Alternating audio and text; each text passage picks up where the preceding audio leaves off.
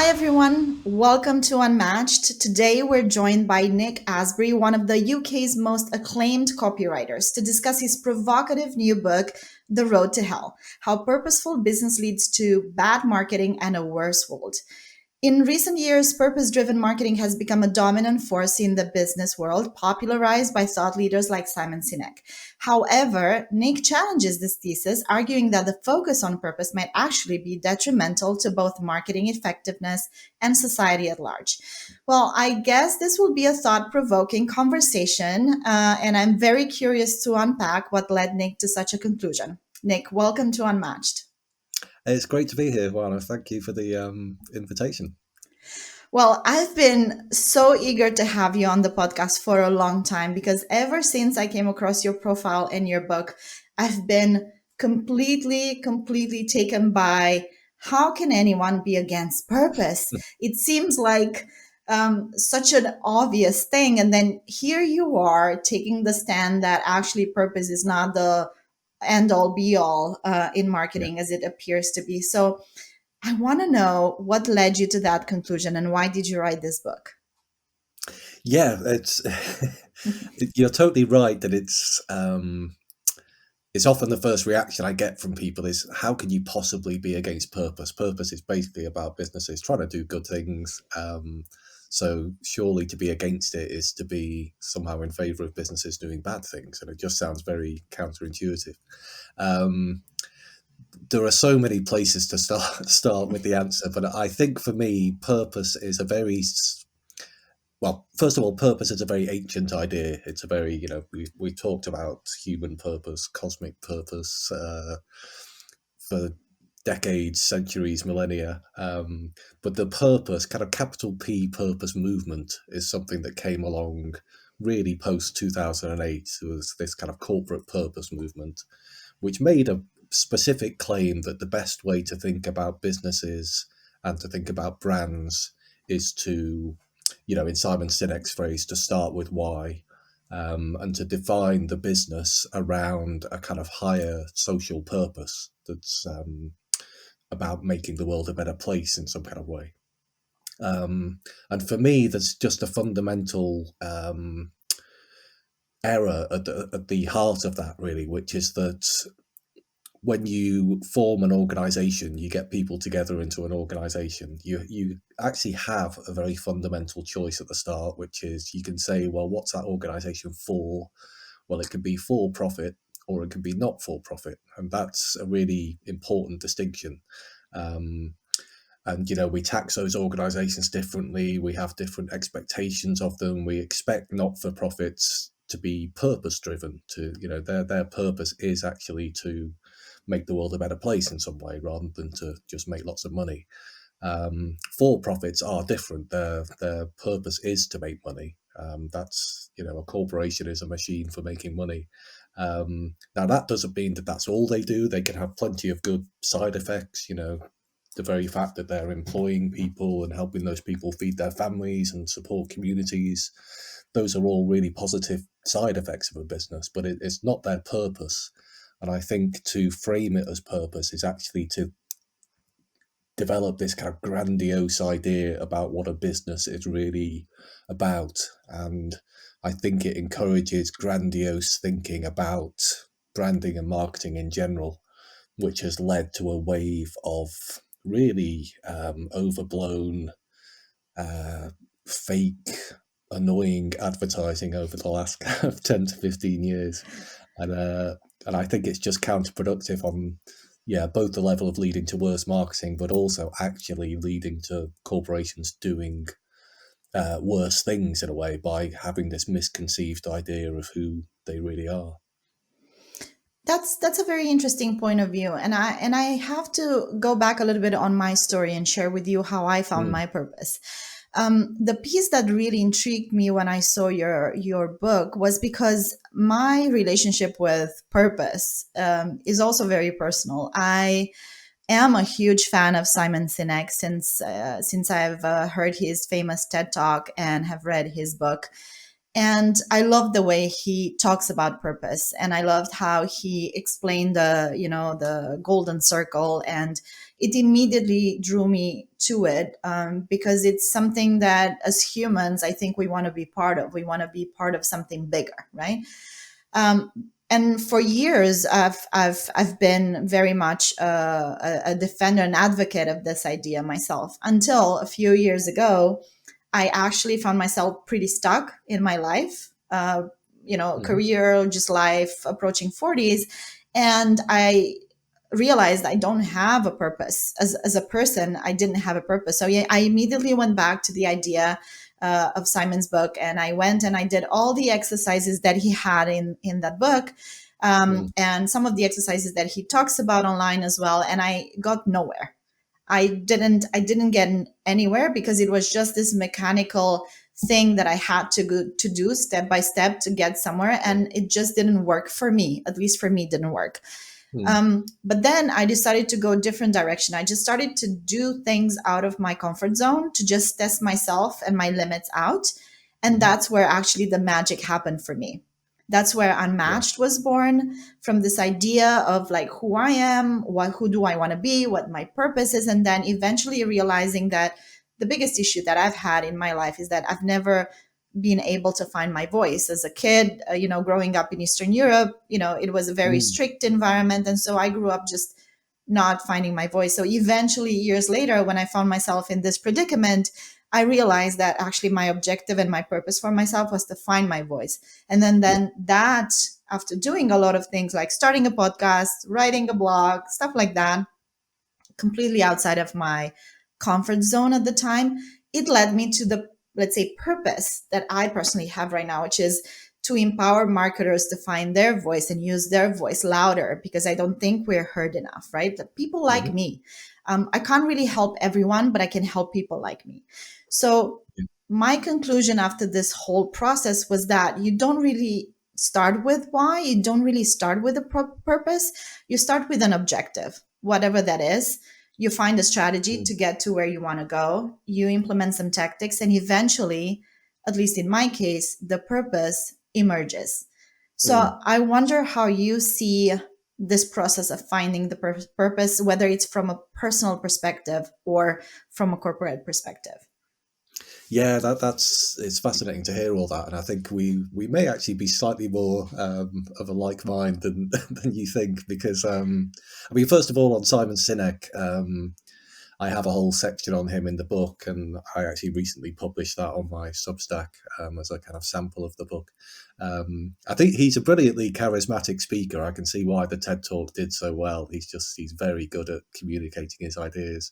I think the actual ideas were always pretty weak. I explain in the post how it was based on uh, kind of brain science that was already discredited at the time, and offers this really simplistic model of how the brain works. But putting all that to one side, I think it's interesting that you went through this kind of exercise of, okay, well, how do I find my own why? And I think you're totally right that your purpose, on a personal level, because I do think purpose is a very meaningful, deep thing on a personal level.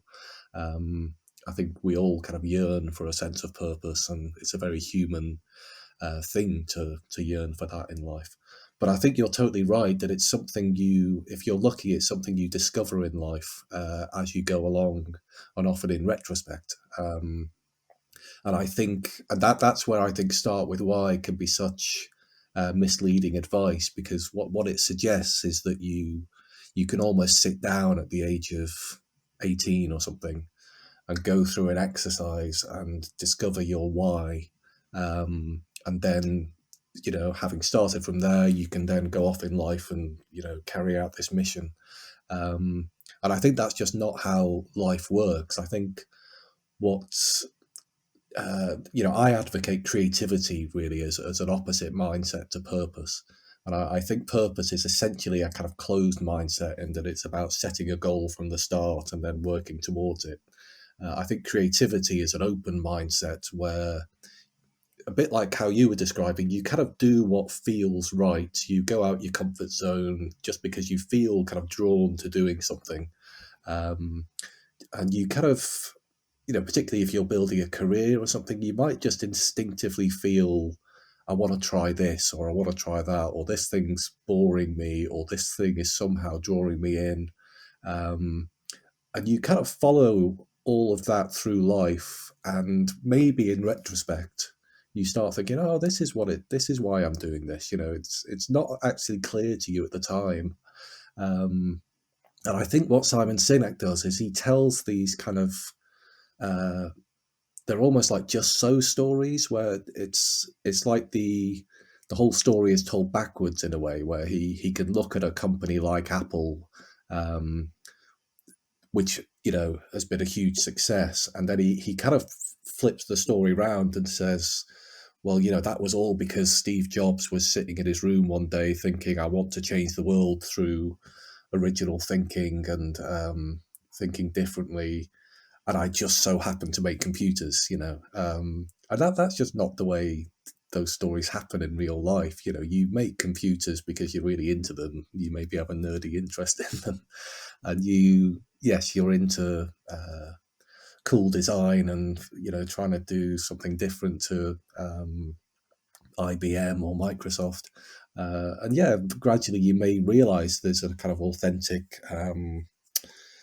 purpose that Steve Jobs has, that he wants to kind of change the world in some way by doing this. But it's not a story that happens in that kind of linear way.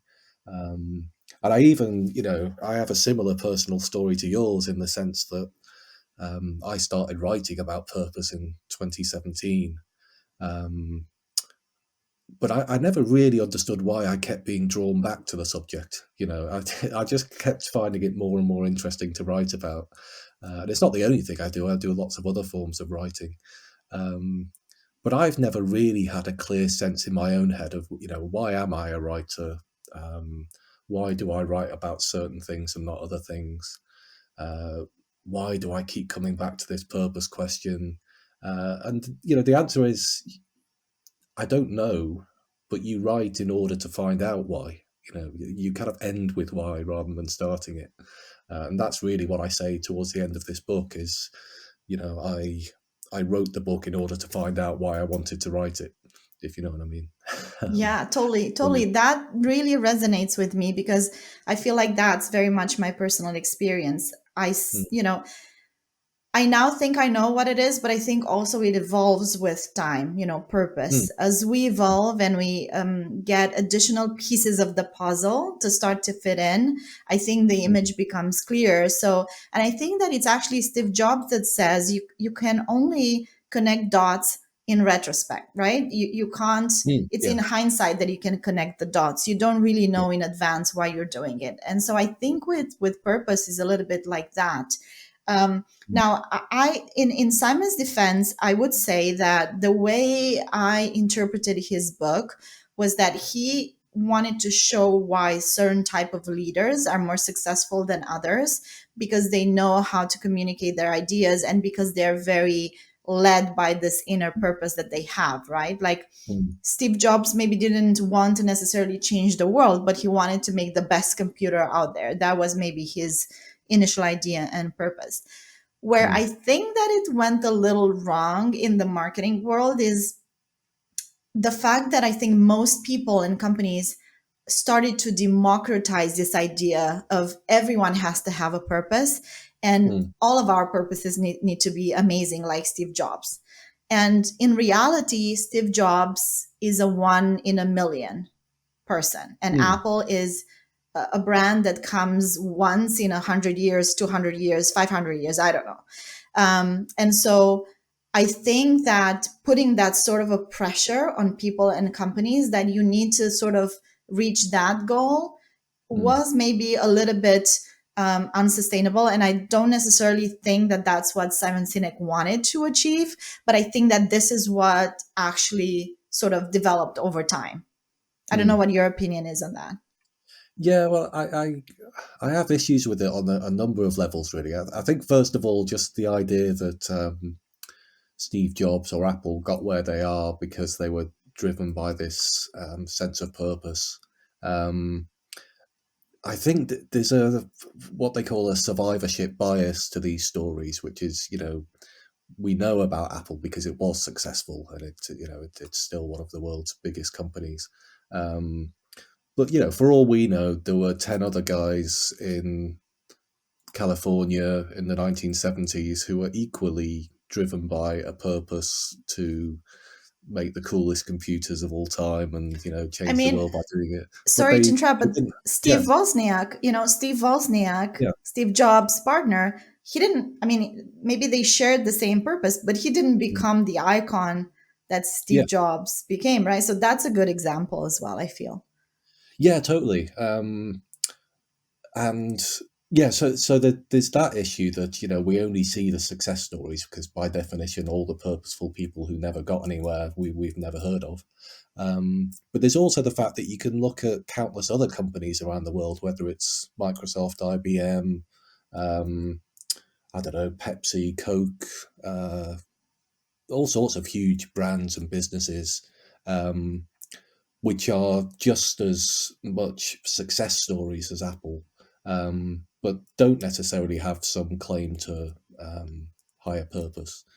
So I think to kind of just pick out certain success stories and then say the reason for this must be purpose. You need more proof than that, really. You need some kind of comparison group, um, and you can't just kind of assert that that's the reason why they got where they did. And I think Sinek does that a lot in his book, where he tells this story of the Wright brothers, where he says they were the first to invent mechanical flight, because they had this higher sense of purpose. And again, in the book, I unpack that, and there's actually a reason why we're not all flying on Wright Airlines, which is that they were actually extremely driven by money, and they were so concerned with protecting their kind of intellectual property once they'd invented this machine, that they ended up making a series of poor business decisions that meant they never got anywhere. Um, so I think a lot of these stories, they sound good in a TED talk, and maybe when you skim through a book or something, same with Martin Luther King, who he uses as an example. Um, but I think when you really look at them, purpose can't be the kind of causal factor that he's claiming it is. Um, and I do think it's an important. I'm certainly not saying the whole purpose movement was because of Simon Sinek and his book. He was just one aspect of all this. But I do think he's been a particularly influential figure. And I think it's partly because the story he tells is quite flattering in a way to business leaders. This idea that you're more than just the CEO of a company. You're actually someone on a mission. You're a bit of a hero in a way. You're actually changing the world for the better, and it just so happens that you're doing it through the medium of making computers or selling soft drinks or selling soap or deodorant or whatever it is. But you're kind of leading a social movement, not just a business. Yeah. And I think that's a very appealing, seductive story to tell to an audience of business leaders. Um, so I can see why it was successful, but I think you know, we should be more suspicious of it than a lot of marketing people were. So if we leave purpose on one side and we agree that on a personal level, some lucky people eventually get to find their purpose. Hmm. I will say in my family, except of me, I don't know anyone who's ever talked about purpose or ever said, in my Mm, close family, I mean, has ever said that has a purpose in the first place. And they mm, just, I don't know how happy they were throughout their lives and how fulfilled they've been, but I've never heard this conversation. So I think it feels to me that it's quite hard to find it on a personal level as well. But there's some lucky yeah, people that actually want to put the work to get to that place. yeah. I mean, it's just to interject there. I think I would definitely define purpose as being something broader than just professional purpose. I think lots of people find purpose in life from raising a family or traveling or writing poetry, doing odd jobs in the garage, or whatever it is, they have something they um, feel driven by and feel content from doing. And I think that's actually one of the things that corporate purpose kind of tramples all over in a way. Is I think, if you look at a company of 50 people or something, um, each of those people has a different purpose in life or different priorities in life. Some of them will come to work because they particularly love, say it's a bakery, it's because they just particularly love making bread. They really love the process of it. They love the smell of it. They're just really into it.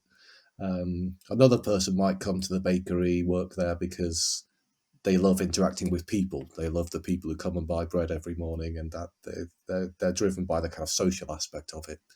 Um, you might get other people who really don't care much about bread making or meeting people, but it's a 5-minute commute. They're really driven by spending lots of time at home. They've got children to raise. They've maybe got elderly parents to look after, or maybe they go to church every Sunday or something. But it's a job and it's a means to an end. And they actually really want to get home and paint a picture or write a poem or whatever it is. And I think, all of those people will also have different politics and different visions for how the world should change. And I think corporate purpose just tends to disempower all of those individual people and actually say, look, what's more important than all of your purposes? This bakery is driven by this single purpose to do X, Y, Z. And I think that's where I really resist it, is because I think human purpose is a very deep and personal thing. I think the idea of corporate purpose is it's like a corporate takeover of what's actually quite an important non-corporate idea. Well, on this point, I will maybe add one bit, which is my personal observation as well, is that in the corporate environment, because we are led by the mission, the vision, the values, purpose, however you want to Mm, call that, and we put them on walls and we want them to look pretty and we want everyone to know which those things mm, are. I think there's an oversight there with the fact, as you say, that everyone working in that organization is completely different, as they should be. mm, So on one side is you want to attract to your organization people that are like-minded and that are quite aligned with your values and your purpose or vision or objective, so that you all feel that you're part of the same sort of community, and you drive in the same direction. But on the other side, for an organization to be innovative, you also need to attract people that don't agree with you and don't agree mm, with your views. So I think the fact that we put so much pressure on objective on the vision and the values and the purpose and all that sometimes drives organizations into a direction of a lack of innovation, because yeah. they want to just get the type of people that would work in that type of organization and not Mm, look in a broader spectrum to really attract all sorts of people that actually also disagree, which in my mm. opinion often leads to a much better outcome for the business. Totally, yeah. And I think it goes back to what we were saying earlier about, on the personal level, it could actually close you off and be a kind of narrow mindset to kind of define some purpose, and to write down your values and your purpose when you're 18 and kind of decide that that's it from there. But I think in the same way for companies, if you kind of over define who you are in advance, it actually ends up narrowing your vision.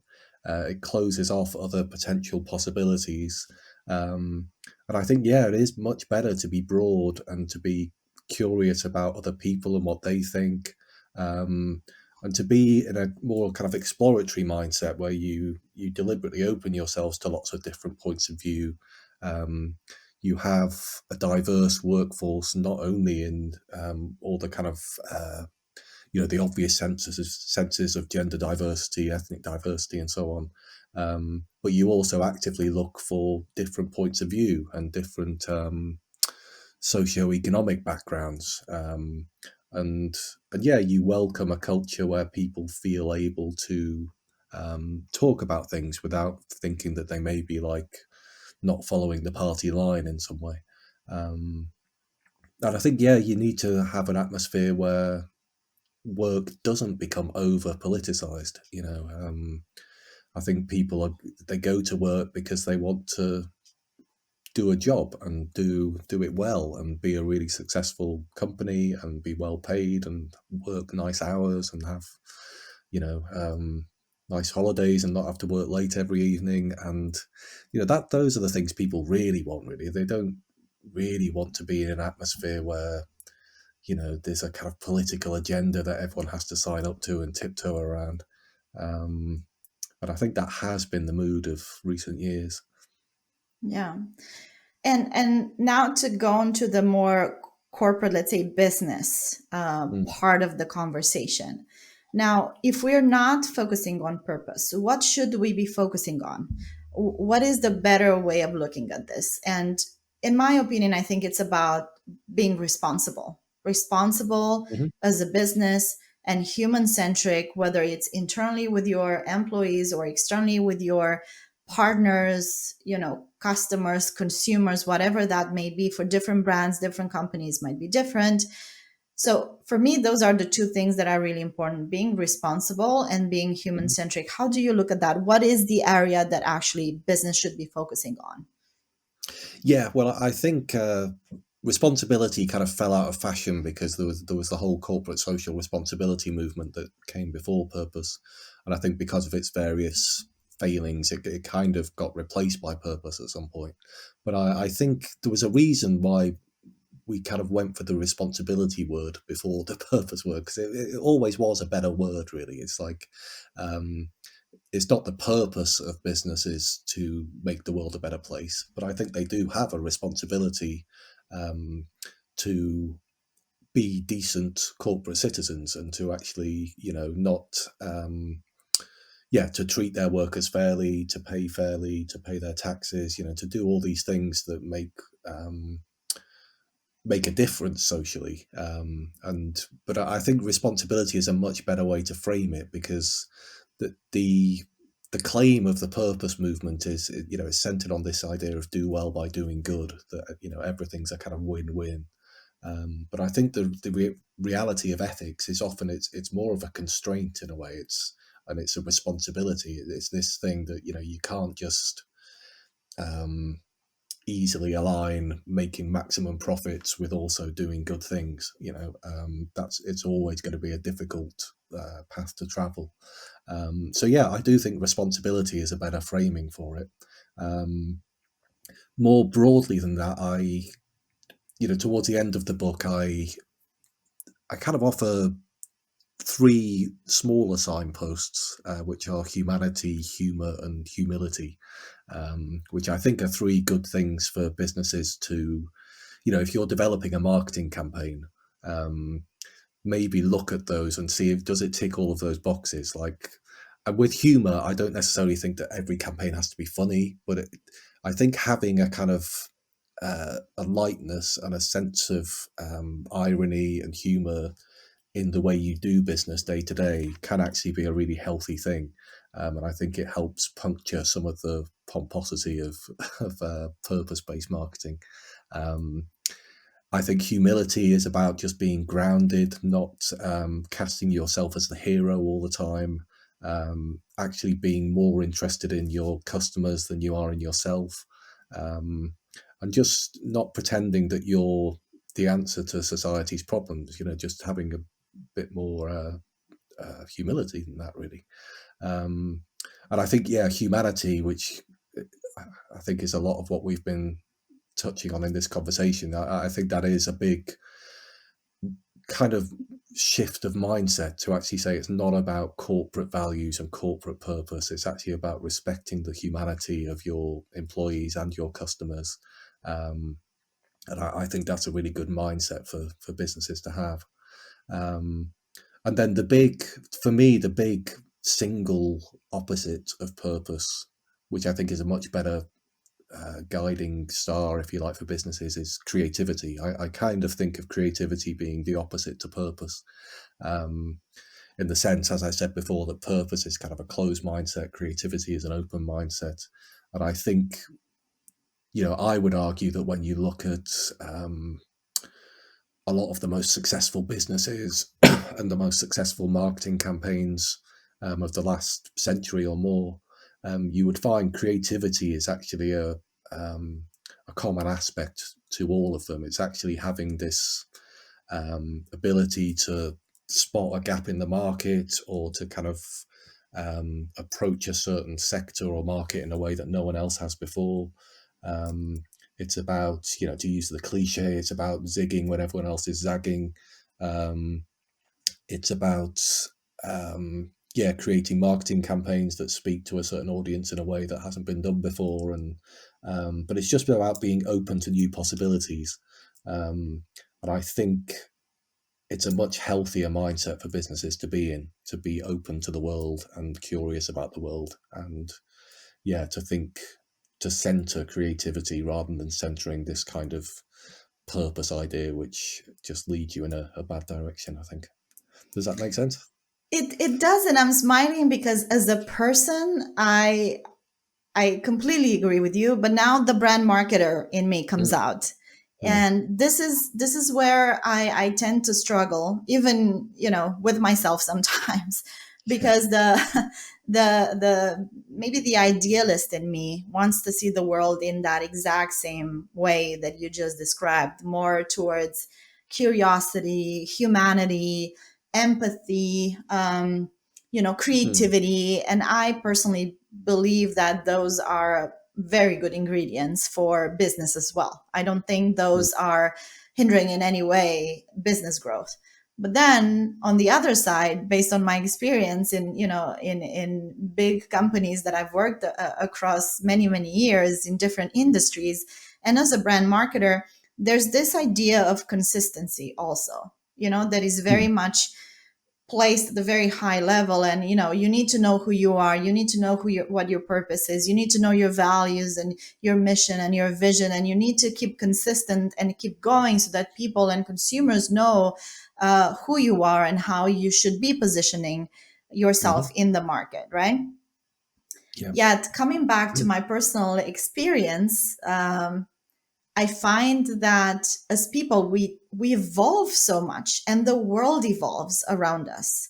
So mm, if we as people evolve, right? So this might be a little philosophical, right? But if we as people evolve, and now very quickly, even especially in marketing these days, with all the noise and input that we're being given, and companies are nothing but a bunch of people together working towards something, but it's still people that keep evolving individually. And then mm, they work with other people as partners, other stakeholders, and also consumers are also people that exactly we're all part of the same evolutionary process. I mm, wonder why brand needs to stay stationary, right? Like, why mm, shouldn't brand evolve as well at the same pace? As in, like, what is the degree of evolution that is acceptable for, staying somehow consistent, but at the same time staying open, curious, mm. creative, innovative, and not as boxed by those big ideas that don't allow us necessarily to move forward.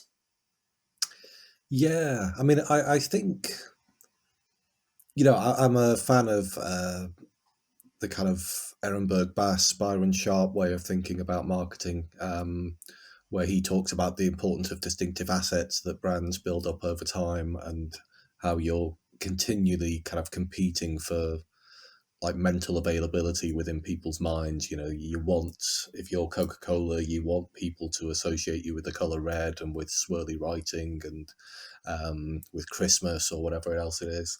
Um, if you're Kit Kat, you want everyone to know that you've got this red packaging, this slogan: "Have a break, have a Kit Kat." Um, and so, I definitely don't think creativity is about continually chopping and changing and always doing something new. I think it needs to be balanced with consistency over time, and with, yeah, having a kind of core idea of who you are. And I think the creative challenge really starts from there, which is how do you strike that balance of consistency over time, and which often involves being repetitive. You know, if you're a marketer who works at Coke, you probably get sick of seeing the color red everywhere. Um, but just because you're internally sick of it, it doesn't mean the customers are, and it's probably a sign that it's really working. Um, so yeah, I think you have to be creative within constraints. And I think that's often how all creativity works, is that, you know, you have some constraints you need to move around in. And those might be that, you know, we always use a certain typeface, or we always tie things to a certain slogan, or, you know, um, but you find endless ways to kind of riff on that and create new things with it. So I wouldn't say consistency is at odds with creativity. I think it is just part of the creative challenge in a way. Um, yeah.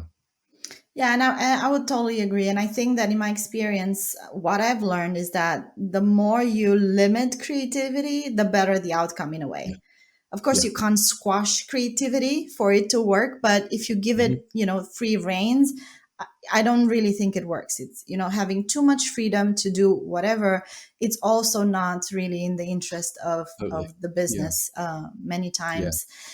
So, where does this all lead, in your opinion? Where are we right now with brands and companies and corporations? If anyone is listening from a big company right now, what should they take away, or what should they change or implement in the strategy? Yeah, great question. I mean, I think with purpose, we're at a very interesting time where I think a lot of people can sense a kind of shift going on from it having been the kind of dominant mode of thought over the last decade or so, particularly the last 5 years, I would say, um, where I think there's a slight sense of things shifting, of purpose being, you know, people are starting to talk about a kind of post-purpose era. Um, and I think that's interesting. You know, I wouldn't say we're anywhere near that yet, because I think it's quite a deeply embedded idea in many different ways. But I think it's the kind of climate around it is changing. I think the idea of questioning purpose maybe used to be a bit more marginal, a bit more not very common to come across. Whereas I think now there's a kind of bigger conversation happening about it, which I think is a good thing. So one thing I would love people to take away from my book is just that it's okay to talk about it. It's actually really important to talk about the kind of ethical role of businesses in the world, the ethical role of marketers in the world. And I think we need to have a bigger conversation about that rather than just assuming that purpose is the answer, which I think has been the case for far too long. Um, so one of the main aims of my book is just to kind of shake up that conversation a bit, actually say that it's not just um, a kind of right wing attack on the progressive ideas of purpose. It's, you know, I consider myself more of a left wing critic of purpose, where it's about uh, fighting back against this kind of corporate movement that's actually encroaching on questions of politics and social change that I think are better settled by humans and voters. So I think, you know, there's a big, deeper conversation to have there. Um, but yeah, if I was on my soapbox giving a message to marketers, it would be partly it's okay to talk about purpose and to question it, and it's important that you do. Um, but also, I would love, you know, marketers and industry bodies like CAN or D&AD. I would love them to get back to centering creativity in its own right. Um, whether that's within a marketing department or within an award scheme or within a business. I think I think for years we haven't been making the case for why creativity is commercially effective, commercially important. Instead, we've been justifying it with recourse to this purpose idea that it's creativity in service of some social goal. And it's often a kind of bogus idea when you really look into it. I think we should celebrate creativity and craft in all their forms, um, and I think that would well, not instantly, but it would gradually lead us in a better direction in terms of better business results, happier employees who don't feel as restricted and cooped up in what they're allowed to say or not to say. And it would lead to more interesting branding that people actually like, because I think a lot of the public are turned off by this purpose advertising. I don't know if you caught it where you are, but there was a viral Jon Stewart piece that went out recently from The Daily Show. He's this American kind of left-wing satirist, very funny and popular show. But he did this 15-minute attack on the kind of purpose movement and a lot of the corporate fakery around pride in particular. And, the audience is laughing along in, total recognition of how over the top a lot of this stuff has become. And I just think it's worth marketers watching that and just thinking, this is the way a lot of this stuff lands when it's out there in the real world. And I think we should watch it and kind of learn from it in a way and think, we need to reconnect. People shouldn't be laughing at advertising. They should be kind of laughing with it, ideally. So yeah, it would be nice to get back to that. One thing that I would say on this point is that I think that a lot of maybe the issues that we have in marketing is that we tend to sit in a vacuum altogether in this bubble, in this marketing and brand bubble. We love to hang around, one another in this bubble. We love to hear from each other in this bubble, and we don't tend to step out of it very often. And I think what I found very useful for myself to get to grips with some piece of reality is to also connect with people that are not from brand and marketing, that work in different segments, in different industries, businesses, and so on, to understand how they look at things. Because, we tend to over romanticize, the scope of marketing and brand. And in reality, I believe that the main objective that marketing has is to sell. And it's the same for brand. We are here to do the job of selling, the company and the products that we are, employed for. So I think it's really useful when you step out of the bubble a little bit, and that gives you a better sense of the reality around us.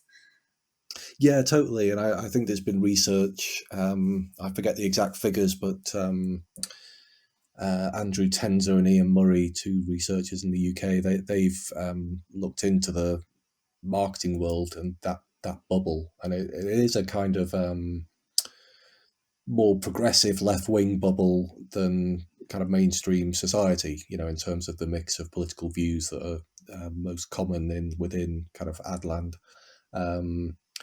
I don't think that's necessarily anything wrong with that or anything that needs to be fixed, but we just need to be aware of it and to know that, the views we have aren't necessarily shared by everyone in society, and to kind of approach that with some humility and think, well, it doesn't mean everyone's wrong. These people still buy beer and soft drinks and soap and washing powder, and we need to be here for everyone without kind of judging them or scolding them. So yeah, I think that there's absolutely nothing wrong with selling stuff and making businesses successful, which means that they can pay their people, and it means the economy can grow, more people are lifted out of poverty, we all get nice, cool things we can buy, and standards of living rise. That it's a perfectly fine thing to be doing. But also we can use our creative skills, our marketing skills, on behalf of non-profits as well. I actually do a lot of work with charities and non-profits, and that could be really rewarding work to do. And equally, you could apply creative skills to protesting or creating political advertising, or there are all sorts of ways to use those skills within society. So yeah, I wouldn't say, it's just about selling, because that's one thing creativity and marketing can do when it's working for commercial for profit businesses. But there are lots of kind of world changing things we can do as well, but it's usually by working for non-profits and rather than trying to pretend that Unilever is going to solve the world's problems. It isn't. It may be able to contribute here and there in responsible ways, to go back to that word. But it's not a social movement. It's not. It doesn't truly exist to make the world a better place, and it can't, because it's a shareholder-owned business and it's got legal responsibilities it has to fulfil. And I just think we need to be a bit more real about that as marketers, really, and appreciate as I say, the distinction between for-profit and not-for-profit. And there are other sectors like social enterprises that live in between that. But yeah, I think we just need to get a bit more real and honest about what we can achieve within certain realms. And if we are truly, if there's a designer out there or a marketer who is truly driven by, they want every project they do to be about making the world a better place, then there are lots of really good charity agencies you can work for, or charities who are crying out for brilliant writers, designers, communicators, strategists. So there are all sorts of ways, I think, to use your skills in the world. But I think pretending that every brief that comes in is truly a purpose brief is not the way to go. Well, Nick, I can only thank you for being open to having this debate with me today. I personally learned a lot from the conversation. And what I love about this is always that things that don't align with the way that you personally think makes you maybe look at that subject in a different way. And that's always very useful. We don't always have to agree, but if we can respectfully debate, I think at the end of the day, everyone wins. And I hope that our listeners and viewers also got some value from this conversation. So thank you so much for taking the time today. Yeah, thank you. I really enjoyed it. It's interesting to hear your kind of personal perspective on it as well. And yeah, here to the idea of having conversations, disagreeing, but digging a bit deeper. And yeah, there's often surprising patches of common ground to be discovered.